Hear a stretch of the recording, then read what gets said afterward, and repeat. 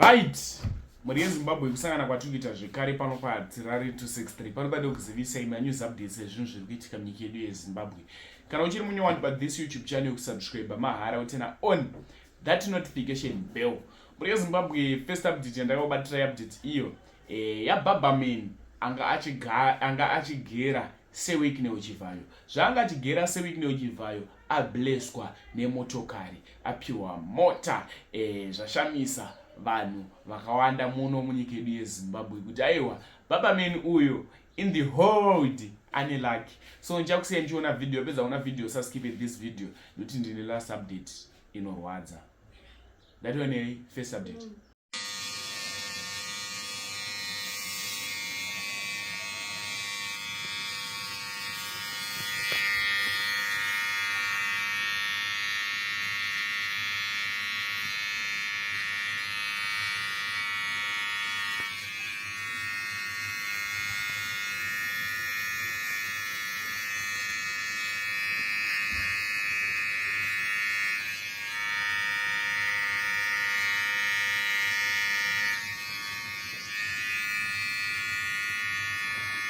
Unonzi ane mfanelo? Nakama. Saluni yako inonzi chi? Vintage barber shop. Papi. Panulence. Oh. Unoita mari yekati? Maikati repa shop ndoita 15. Yes. Kwa ini unochaja mari? Munongoni po 400 chickens. Wani how long uchindigera mfanelo? I think 1 year 5 months. 1 year yapfura? Peace. 1 year yapfura ere mfana achindigera wani? Oh. 1 year 5 months. Oh. Yeah. Alright. Wasangana ne Friday mfana wangu. Una machipago po ka C class kari nane uti uite sei. Tendera chimbu. Dai. Ubuenda machipaga paya bana. Wapinda mu-C class. Friday kandozwa Friday. Pesa ndigera ndiende kuchechi bana. Pesa ndigera bana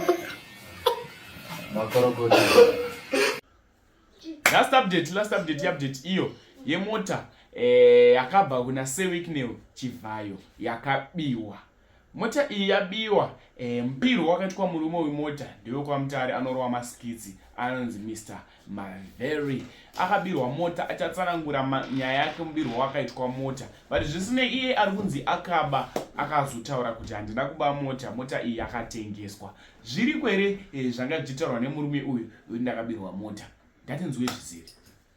Makadiko muri yeZimbabwe matimana enyika pamungadai muri mose. Ndine nyaya yandauya nayo. Nyaya iyi ndanga ndisingafaniri kuitaura kuno kuFacebook kana kuTikTok kana kuti any social media platform.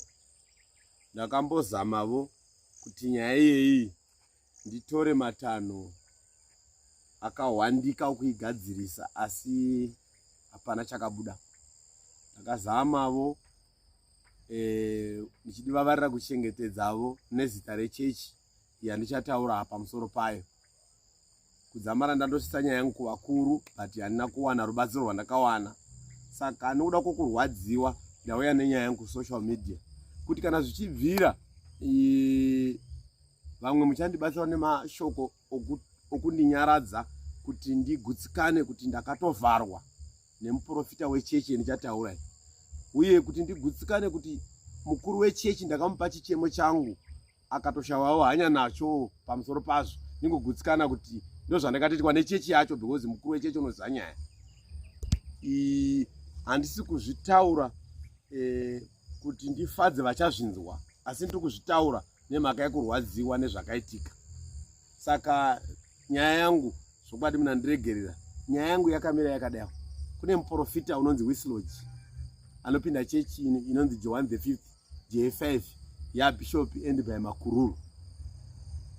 Wakandivhara motikari yangu.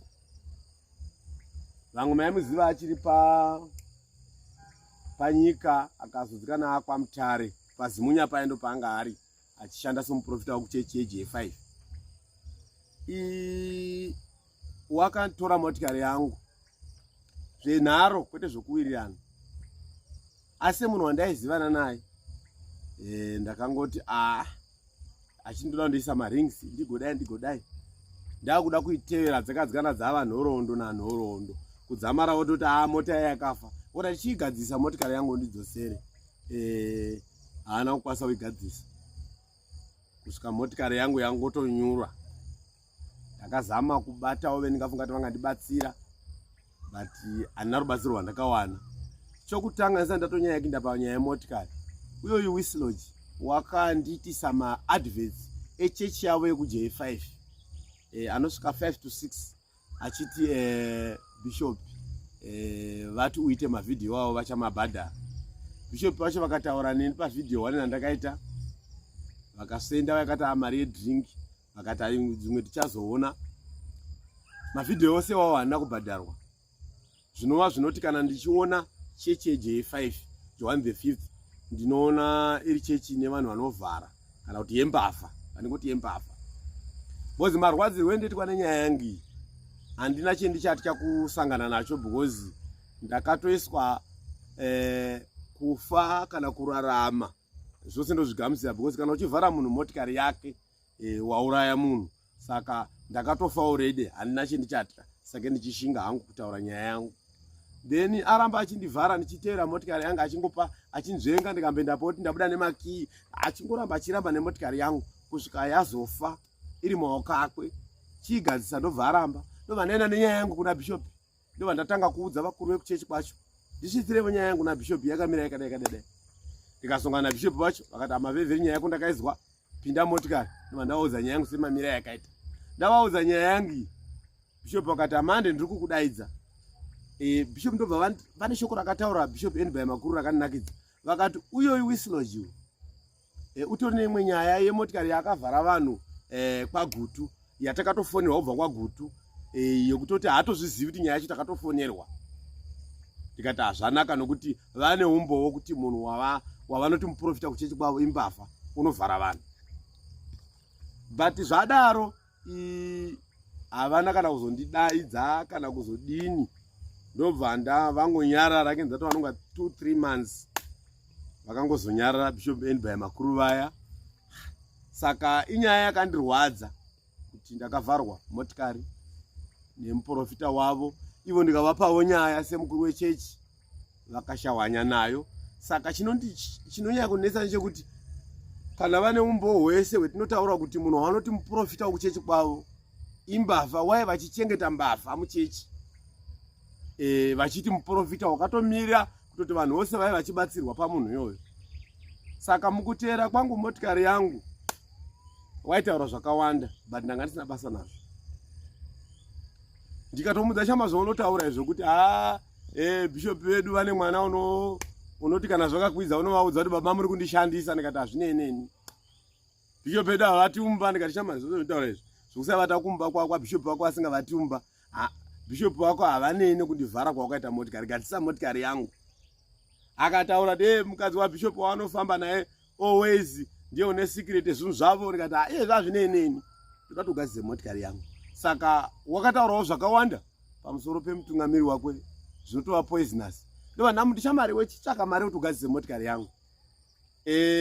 Wakataura akati ini ndine mamwe masangano handinawo kunana Shurugwiko echechi yangu isingasi iyi yeJ5 andagara ndingori nawo, ndichaita kuti vanhu vacho vanditumire mari ndizogadzisa motikari yangu. Hakuna chakabuda.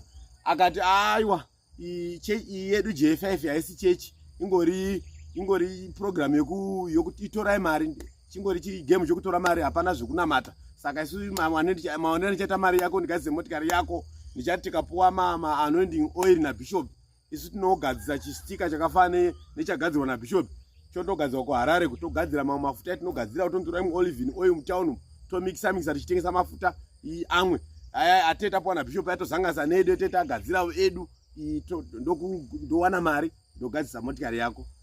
Handiziti vakazondoita here zvekundogadzisa zvimastika zvavo kuHarare wai asina kuzogadzisa motikari yangu kana chichi game chokutora mari.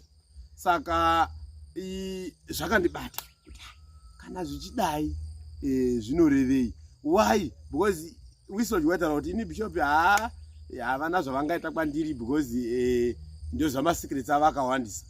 Saka kusadaidzwa kwandakaitwa ndichindovhunwa nyaya yangu ndakati saka shoko rotaurwa naWhistled yokuti ndine masecrets abishop akawanda. Saka bishop pamwe wandika kuvhunza munhu nyaya yemotikari yangu nemakati pamwe wandika kuti masecret avanodini anobudiswa naWhistled. Wai vachichengeta mbavha yavaneomboonayo nezvainoita. Wai vachichengeta munhu vachindewe chechi yedu iyo ane mamwe masangano akwa andoti angu personally kunze achizoita utsotsi hwakadai. Saka nyaya yangu ndinoda kupetserwa whether vo nevachandipawo mashoko enyaradzo whether vamwe vachandiudza kuti ndoigadzirisa senyaya yangu because kuchechi yeJ5 hakuna rubatsiro rwandakawana. Ndo kuna bishop vandakaudza nyaya havana chaaction yavakatora. Ndo kune munhu wakandivhara zvemotikari yangu wawandi muprofita wekuchechi. Sakurova kuti ini ndichiona chechi yeJ5 ike zvosofa handioni iri boka revanhu vanonamata, ndiona iri boka revanhu vanovhara vanhu because nyangwe bishop mavhidhiyo yangu vakamaziva vakatomakomenda vakandifonera achinzi naWhistled bishop ndo vari kuti ini ndite mavhidhiyo wavo but haana kubhadharwa. 2 ndoita chichemo changu chandakada kuti handifaniri kutaura zita rechechi chingaitai kuti munhu unyagadzise motikari yangu andipe motikari yangu yakanaka. Havana kupinda munyaya dzacho, vakaramba vakangonyara vakatwa zvinhu zvisina nebasa. Saka mota yangu inondirwadza uye poga poga nyangwe ndikataura ndichiscrolla paFacebook so yangosvika pakanzi J5 noona riri boka rematsotsi uye nevanhu vanoungwarira kuzovharwa mari dzavo. Nokuti kana munhu achiti unogadzira mafuta iye ambopuwa amwe nabishop iye wondotora macooking oil mutauni ozanganisa achigadzira akwe okutengesera futi vanhu vakaungana vachiita vakuzonamata. Ndomwe utsotsi huri pachena. Izvezvo utsotsi hwakawanda hune uchiitika muchechi.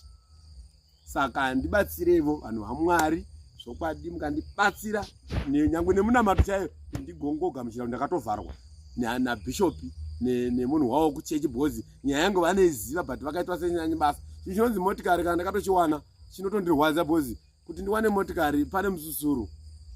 Saka hachisunjiri izi zvinotondirwadza kusvika murufu. Saka indakavharwa nemuprofita wekuJ5 ndikaudza bishop wekuJ5 vakaramba vakanyarara nyaya yangu. Muprofita wavo unotaura